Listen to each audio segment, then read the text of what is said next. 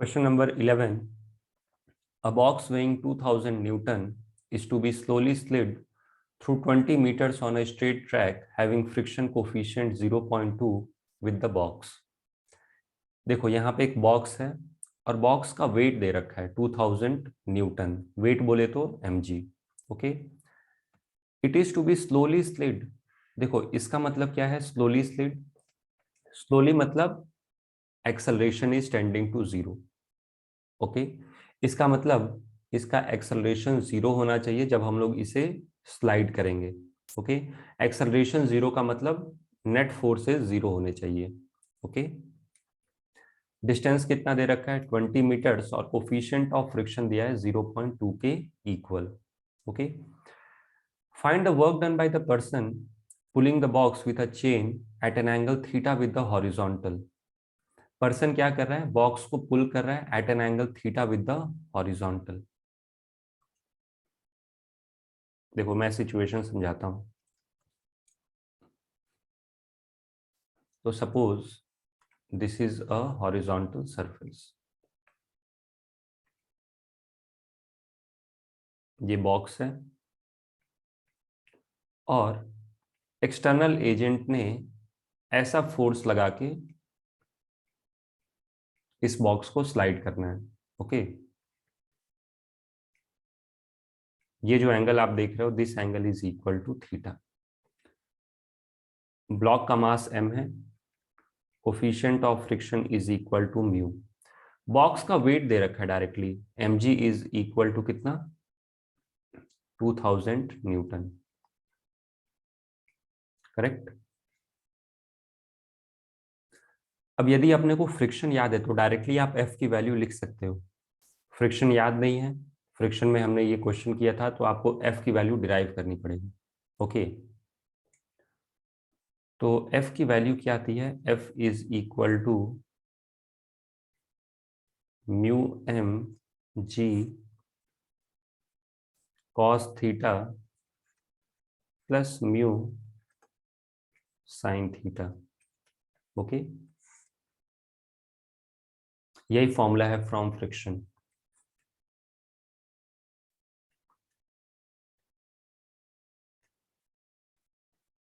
अब ये याद नहीं आ रहा है तो आपको क्या करना पड़ेगा? f की वैल्यू कैलकुलेट करनी पड़ेगी कि स्लोली यदि मुझे स्लाइड करना है. ओके, इस बॉक्स को यदि मुझे स्लोली स्लोली मूव करना है okay on this horizontal surface तो कितना f की वैल्यू होनी चाहिए. तो देखो ये बॉक्स है, ये है external force F at an angle theta. यहां से लगेगा mg, दिस इज नॉर्मल, और यहां से लगेगा इस बॉक्स पे फ्रिक्शन. याद रखिएगा कि क्योंकि बॉक्स स्लाइड हो रहा है तो फ्रिक्शन क्या होगा? Friction will be kinetic friction. Okay,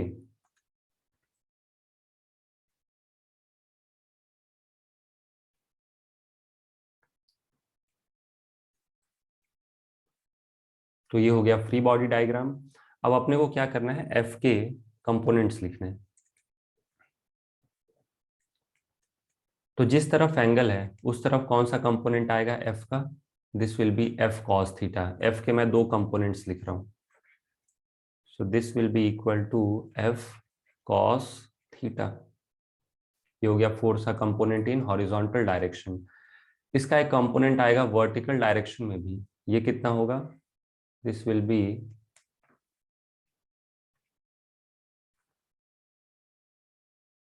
F sine theta.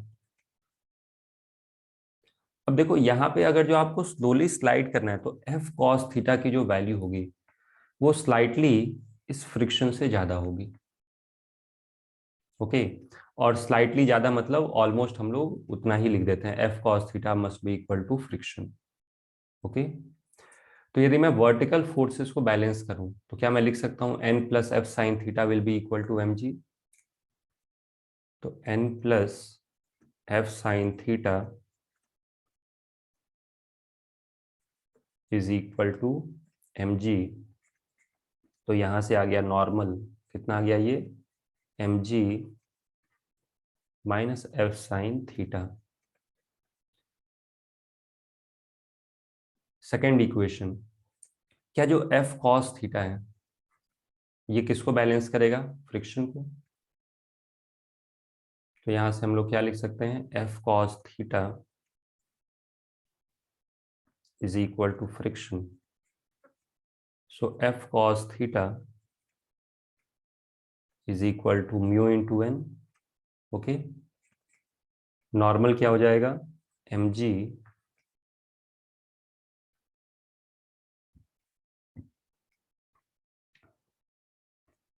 ये नॉर्मल कैलकुलेट किया है। Okay,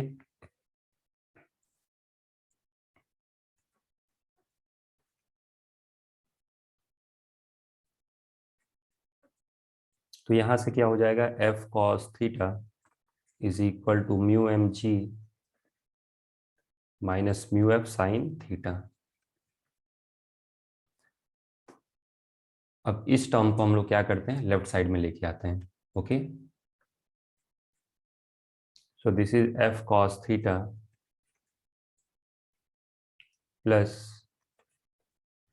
mu F sine theta is equal to mu m g. Okay, तो यहां से एफ कॉमन ले लो, अब मैं डायरेक्टली लिख देता हूं, आप एक स्टेप और आगे जा सकते हो, यह आ जाएगा m g cos theta plus mu sine theta. Correct. अब ये फॉर्मूला देखो, डिराइव तो मैंने कर दिया है, लेकिन डेरिवेशन की जरूरत नहीं पड़नी चाहिए, अपने को याद होना चाहिए। तो ये आ गया एफ की वैल्यू। ओके, अब आते हैं हम लोग ए पार्ट में डील करते हैं।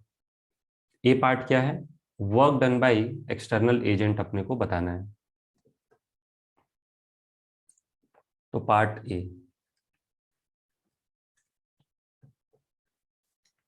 देखो फोर्स कितना लगा, फोर्स लगा एफ के इक्वल, और इसका डिस्प्लेसमेंट कितना हुआ, डिस्प्लेसमेंट इज इक्वल टू, इस डायरेक्शन में एक्स के इक्वल है।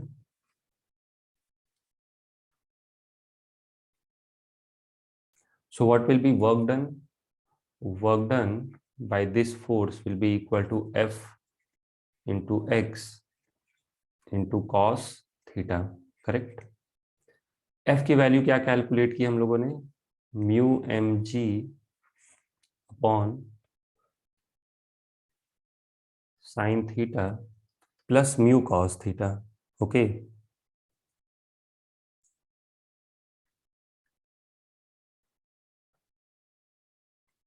ये हो गया F into x into cos theta.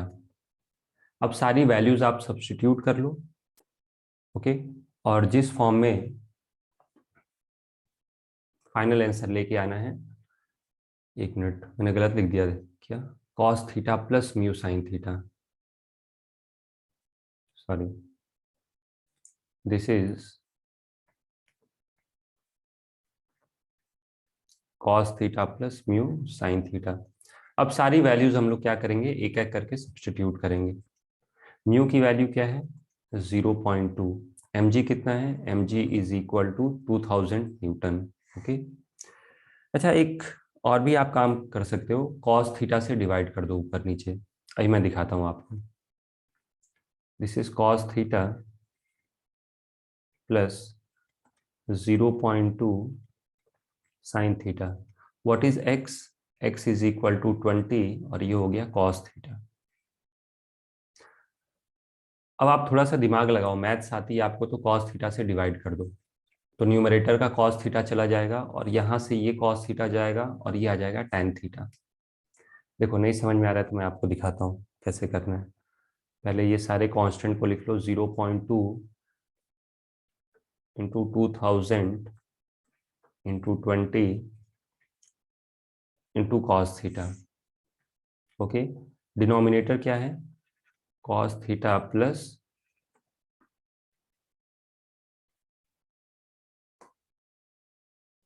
अब क्या करो, इस टर्म को कॉस थीटा से डिवाइड करो, और इस टर्म को भी कॉस थीटा से डिवाइड करो। तो यहाँ पे देखोगे कि कॉस थीटा से कॉस थीटा कैंसिल हुआ, ओके। और यहाँ पे देखोगे कि cos theta upon cos theta 1 हो गया, और यहाँ से sine theta by cos theta will be tan theta. तो this is basically 0.2 into 40,000 1 plus 0.2 tan theta, correct. अब 0.2 से डिवाइड कर दो, 0.2 से डिवाइड करोगे ना, अब ये खुद से करना, okay. So this is 40,000 upon 1 upon 0.2,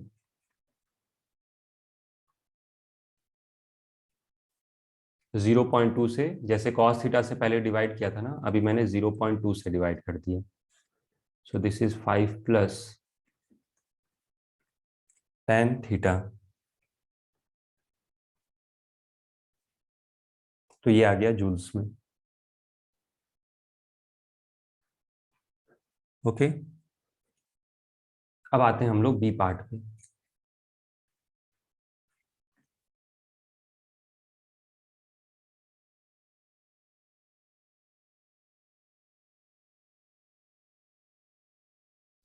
देखो अब बी पार्ट में क्या पूछा जा रहा है क्वेश्चन में, find the work done when the person has chosen a value of theta which ensures him the minimum magnitude of force।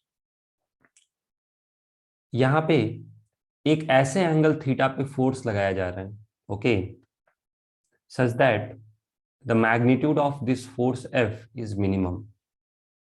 तो ये भी अपने को याद होना चाहिए कि tan थीटा की वैल्यू कितनी होती है, म्यू के इक्वल होती है, okay. So for minimum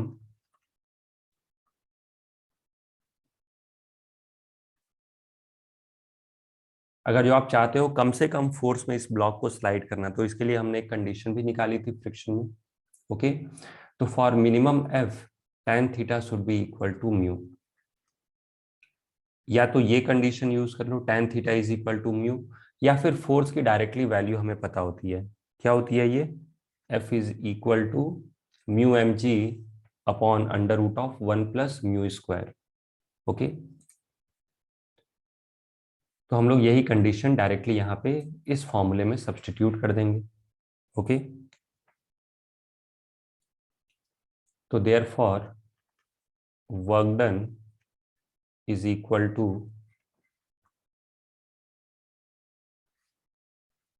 5 plus tan theta, और tan थीटा की वैल्यू क्या रख देंगे हम लोग, 0.2 के इक्वल,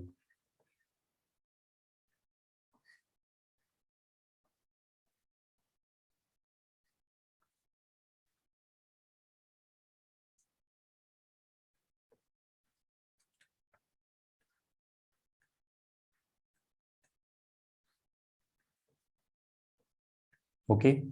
तो ये आ जाएगा अपना आंसर, ये 8,000 से थोड़ा सा कम आएगा। सो 40,000 डिवाइडेड बाई 5.2, ये आ रहा है 7692, दिस इज 7692, ओके। अप्रोक्सीमेटली इसको कितना लिख सकते हैं हम लोग, 7690, ओके।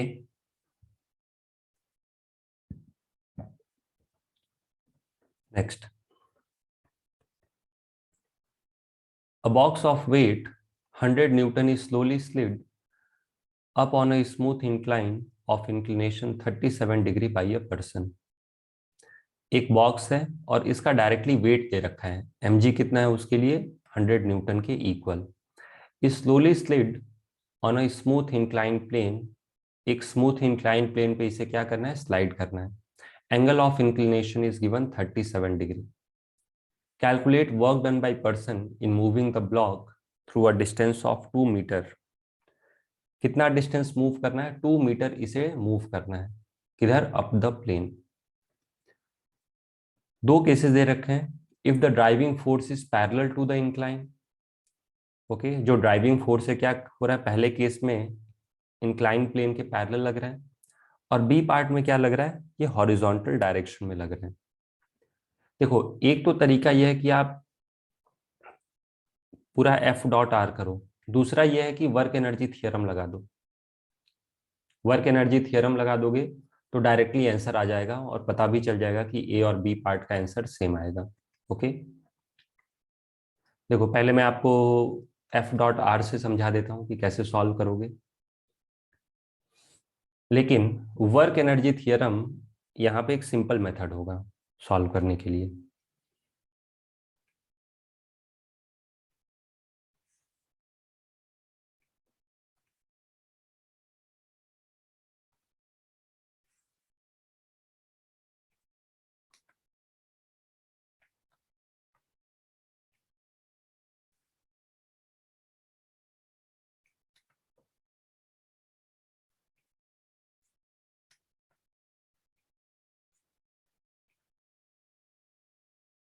मान लो ये बॉक्स है, okay, this is m g, this angle is 37 degree.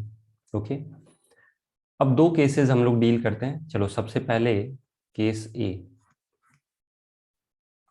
इस बॉक्स पे वर्टिकली डाउनवर्ड डायरेक्शन में क्या लगेगा, एम जी।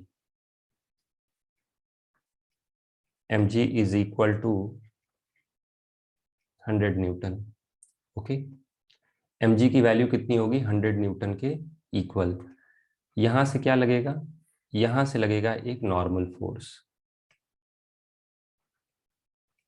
और यहां से एक्सटर्नल एजेंट लगाएगा force F two slide this block.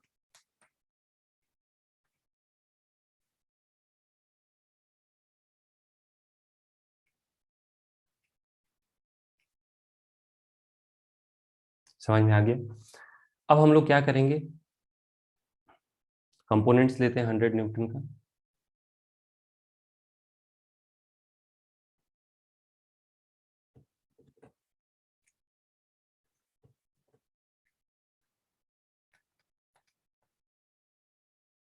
देखो ये जो 100 है इसके दो कंपोनेंट्स आएंगे, मैं यहाँ पे एंगल मार्क कर देता हूँ। ये जो एंगल आप देख रहे हो ना, this angle is also 37 degree. तो mg के दो कंपोनेंट होंगे, अलोंग द प्लेन और परपेंडिकुलर टू द प्लेन। मैं इसको डायरेक्टली रेज कर रहा हूं। ये जो कंपोनेंट होगा this will B 80 Newton and this component will be 60 newton. Correct. अब देखो क्वेश्चन में क्या दिया है कि इसको स्लोली स्लाइड करना है। ओके, स्लोली स्लाइड करना है तो क्या होगा, नॉर्मल तो 80 न्यूटन को बैलेंस करेगा। अब जो एफ की वैल्यू है ना वो जस्ट 60 से थोड़ा सा ज्यादा होगा। मेरी बात समझ में आ रही है? जो एफ की वैल्यू है वो क्या होगा, 60 से just slightly more than 60 newton. Okay, slightly मतलब एफ की वैल्यू हम लोग ऑलमोस्ट कितना ले लेंगे, 60 ही। Therefore F is equal to 60 newton. Correct, समझ में आ गया? इसका मतलब एक्सटर्नल एजेंट ने कितना फोर्स लगाया, एक्सटर्नल एजेंट ने 60 न्यूटन का फोर्स लगाया। डिस्प्लेसमेंट कितना हुआ, 2 मीटर्स के इक्वल। तो डिस्प्लेसमेंट इज इक्वल टू, और दोनों केस में जो डायरेक्शन है वो सेम है, therefore work done is equal to F x cos theta. Force कितना है, 60 न्यूटन। डिस्प्लेसमेंट कितना है, 2 मीटर। एंगल कितना है इनके बीच में, 0 डिग्री। Cos 0 degree is 1। तो ये कितना आ जाएगा, this will be equal to 120 joules. Correct. अब आते हैं बी पार्ट पे। बी पार्ट में बस फर्क ये है कि जो फोर्स है वो हॉरिजॉन्टल डायरेक्शन में अपने को लगाना है। ओके, ये जो फोर्स आप ऐसे देख रहे हो ना, ये फोर्स कैसा लगेगा, ऐसा। अब हम लोग क्या करेंगे, फोर्स के दो कंपोनेंट लेंगे।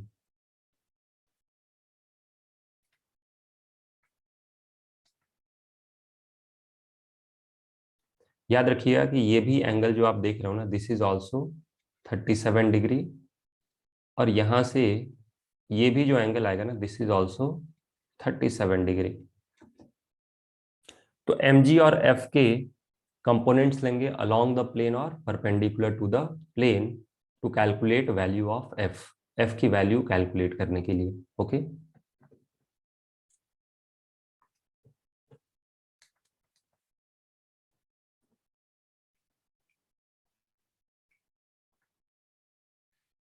एफ का एक कंपोनेंट में एफ को कैंसिल कर रहा हूं, दिस इज एफ कॉस 37,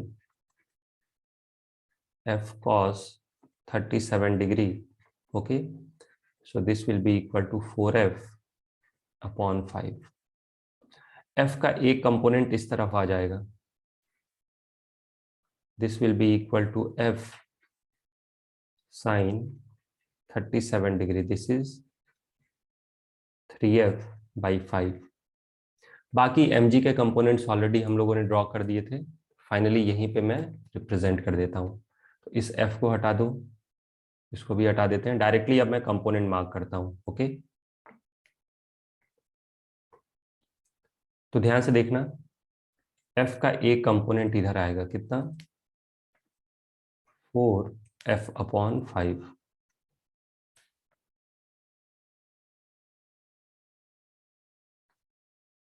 एक कंपोनेंट इधर आएगा,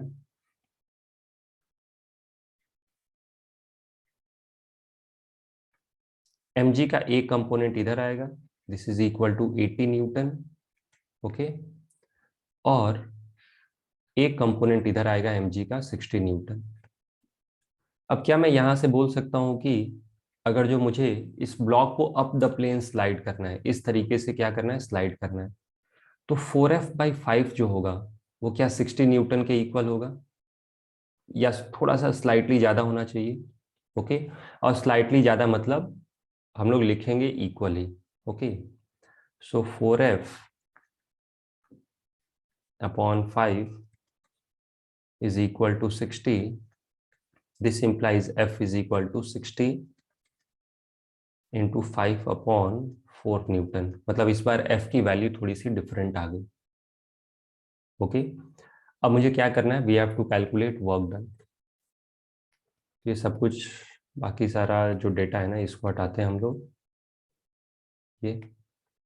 ये लग रहा है फोर्स, और जो डिस्प्लेसमेंट हुआ है ब्लॉक का, this is the displacement of block.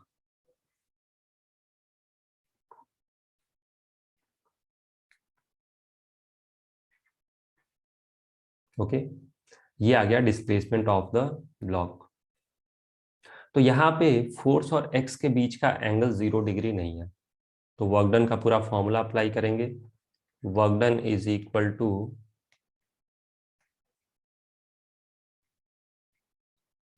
F into x into cos theta. F कितना कैलकुलेट किया हम लोगों ने, 60 इंटू 5/4। याद रखना दिस इज फोर्स, करेक्ट, ये पूरा का पूरा जो टर्म देख रहे हो ये फोर्स है। एक्स कितना है, 2 metres, cos 37 degree. Okay directly लिख दूं यहाँ पे, कॉस 37 डिग्री इज 4/5। 4 से 4 कैंसिल हुआ, 5 से 5 कैंसिल हुआ, तो again work done is 120 joule. देखो ऐसा वैसे इस तरीके से हम लोग सॉल्व नहीं करते हैं, ये तो मैंने आपको एकदम बेसिक दिखा दिया कि कैसे F.R अप्लाई करना है, करेक्ट। लेकिन यदि आप दिमाग लगाओ तो डायरेक्टली आप ऐसे कर सकते हो।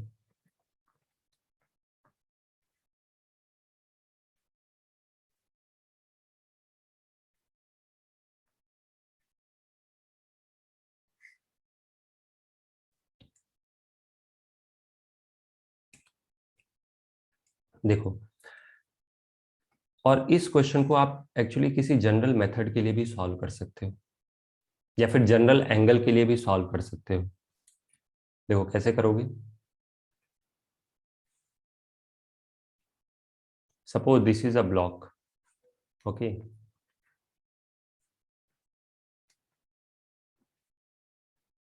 तो इस पे फोर्सेस क्या क्या लग रहे हैं, एक तो लग रहा है mg, दूसरा क्या लग रहा है, नॉर्मल, और तीसरा एक्चुअली कोई भी रैंडम डायरेक्शन में आप फोर्स एफ अज्यूम कर लो। जरूरी नहीं है कि फोर्स क्या होगा, पैरेलल टू प्लेन होगा या हॉरिजॉन्टली होगा, कोई भी, मैं बोल रहा हूँ जनरल डायरेक्शन अज्यूम कर लो फोर्स एफ का।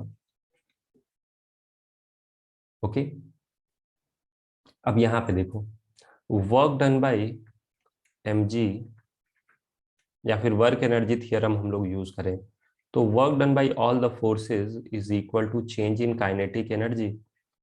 ओके, ऑल द फोर्सेस में कौन कौन सा आ जाएगा, work done by mg plus work done by normal plus work done by force F. Change in kinetic energy, change in kinetic energy directly लिख दूं जीरो के equal. Why change in kinetic energy zero, क्योंकि block को हम लोग धीरे धीरे move कर रहे हैं, मतलब इनिशियल वेलोसिटी भी ज्यादा है, सॉरी इनिशियल वेलोसिटी भी जीरो है और फाइनल वेलोसिटी भी क्या है, जीरो। ओके, अब यहाँ पे मजे की बात देखो कि work done by normal force is zero, और mg का वर्क डन निकालने में तो हम लोग एक्सपर्ट हैं। कैसे mg का वर्क निकालोगे, suppose this is an inclined plane, यहाँ पे mg जो है वो ऐसा लगेगा और डिस्प्लेसमेंट इसका ऐसा हो रहा है।